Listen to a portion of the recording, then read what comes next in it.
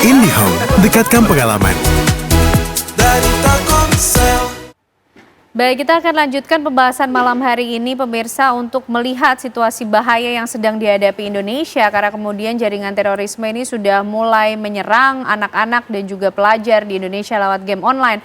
Pak Edi, kalau kita lihat identifikasi dari anak-anak dan pelajar yang menjadi target jaringan terorisme ini range usianya dari berapa? 5 orang tersangka yang sudah ditangkap ini, mereka sebetulnya ini Pak sudah bergerak sejak lama, artinya sudah ditarget oleh BNPT dan juga Densus 88 atau karena kemudian ada pengungkapan kasus ini sehingga langsung dilakukan tindakan cepat?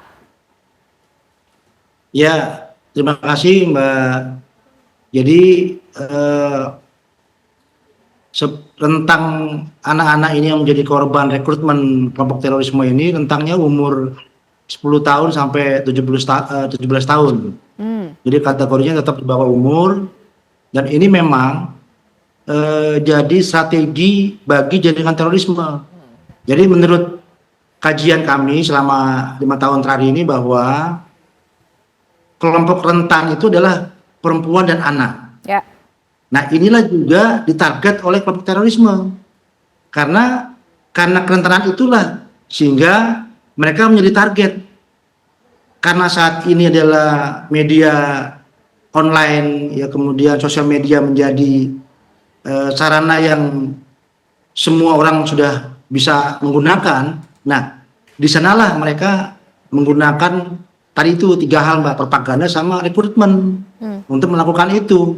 Dan kalau bicara Jemaah Ansarud Daulah, sebenarnya Jemaah Ansarud Daulah ini memang adalah berkiblat kepada ISIS yang memang dia lain dengan JI ya.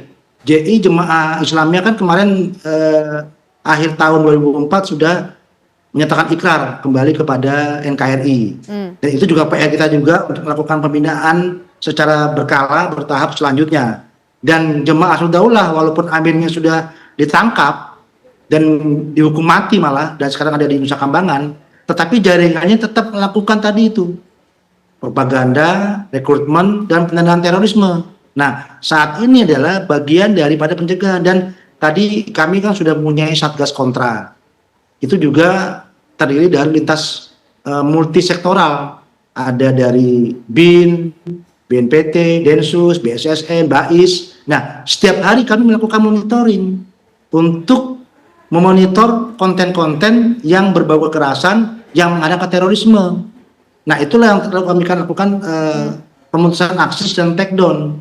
Dan apalagi diperkuat oleh peraturan Presiden nomor 7 tahun 2021 dan juga akan diperpanjang dengan Bapak Presiden Pak Prabowo ini, yaitu tentang rencana aksi nasional pencegahan dan penanggulangan ekstremisme berbasis kekerasan yang mengarah kepada terorisme. Dan sasaran tematiknya adalah perempuan dan anak. Baik. Nah, oleh sebab itulah kami membentuk tim koordinasi nasional yang ada Menteri PPA, KPAI dan Kemensos dan lain-lain masuk Komdigi. Begitu, Mbak. Baik Pak Edi. Bu Retno singkat mungkin, apa kemudian suggestion ya, pemikiran yang bisa disumbangkan untuk ikut memecahkan masalah dari situasi bahaya yang sedang dihadapi Indonesia ini Bu, terhadap kelompok rentan, anak-anak dan juga perempuan bahkan kata Pak Edi tadi. Ya betul, yang pertama tadi yang selain ketahanan keluarga ya, kalau kita berbicara ketahanan keluarga tadi sudah kita bahas, tapi yang penting sekarang adalah kalau Ki Hajar Dewantara bilang pendidikan itu sebenarnya 3 ranah. Jadi di rumah ya membangun karakter utama dan pertama. Lalu kita akan berbicara di sekolah ketika anak itu udah mulai masuk dunia sekolah. Dan yang ketiga memang di masyarakat ya tadi peran yang yang tadi sudah disampaikan termasuk peran negara. Nah untuk sekolah kita belum bahas nih ya. Tadi kita lebih ke arah keluarga. Nah sekolah ini nggak kalah penting sebenarnya karena dia rumah kedua kan bagi anak-anak. Nah untuk sekolah ini yang paling penting adalah bagaimana guru-guru juga punya kesadaran yang sama. Tadi di edukasi yang sama juga. Nah makanya tadi keroyokannya misalnya kementerian nih pendidikan dan Kementerian Agama yang punya sekolah. Yang kedua adalah menurut saya guru-guru ini juga harus punya peran bagaimana mengedukasi dan juga mulai pendekatan dengan anak-anak. Dan satu lagi, karena ini juga banyak kasus-kasus psikologi ya akibat juga kekerasan-kekerasan di sekolah, maka menurut saya penting adalah tidak menormalisasi kekerasan, tidak menormalisasi bully. Bully itu beda sama bercanda. Lalu yang ketiga adalah menurut saya sekolah kerap kali ketika ada bully itu menganggap bahwa kayak denial ya. Pertama kita itu kalau tidak mengakui ya, jadi yang pertama harus kita lakukan adalah mengakui terjadi. Karena kalau kita tuh sekolah rumah kita nggak aman kemasukan maling, kan yang harus kita akui adalah oh ya nggak aman dan apa yang harus kita lakukan. Jadi kalau kita selalu merasa baik-baik aja dan denial terhadap berbagai kekerasan, kemudian tidak membangun ya upaya sistem sekolah yang aman, maka menurut saya itu juga akan menjadi bertambahnya anak-anak terluka. Anak-anak yang terluka tidak ditangani dengan baik, lalu ya ini masuk jaringan-jaringan seperti ini. Dan terakhir menurut saya adalah membangun yang pertama kalau kita pingin sekolah aman adalah bikin kanal pengaduan. Nyaris nih hampir seluruh sekolah di Indonesia ini Tidak punya memiliki. kanal pengaduan tapi ruangan.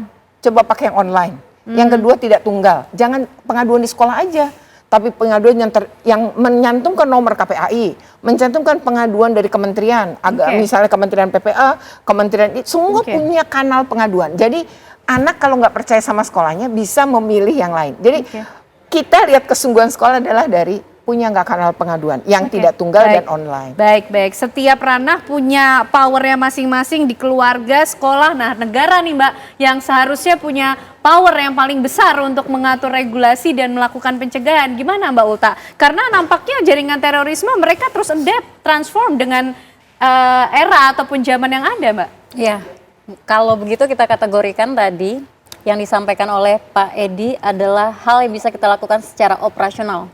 Bu Retno menyampaikan hal yang bisa kita lakukan secara substansial.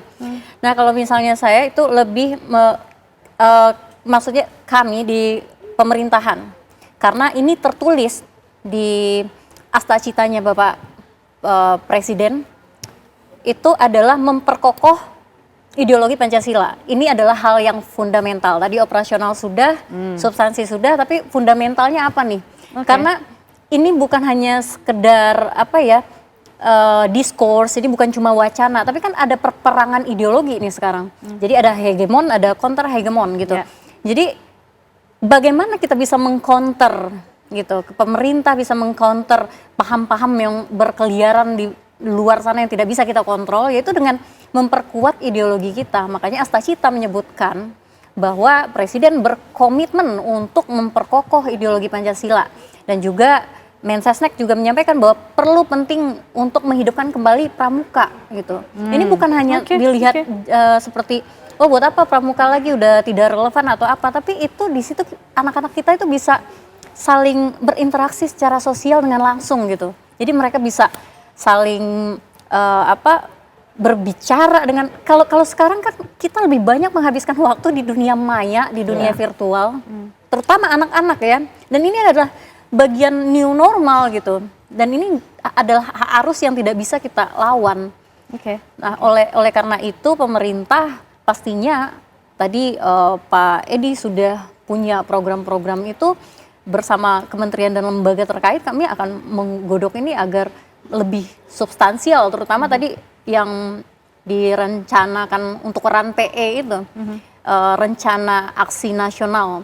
Nah ini kementerian dan lembaga nanti harus turut berkontribusi untuk rencana aksi nasional oleh penanggulangan ekstremisme ini. Kita tunggu rencananya menjadi aksi nasional untuk memerangi terorisme dan tentunya memperkuat ideologi bangsa dengan tujuan bagaimana kemudian menghalangi adanya jaringan terorisme atau radikalisme yang masuk ke Indonesia dan menyerang kelompok rentan di sini. Terima kasih Mbak Ulta, terima kasih Bu Retno. Pak Edi juga terima kasih malam hari ini sudah bergabung bersama kami semuanya di Apa Kabar Indonesia Malam. Sehat selalu.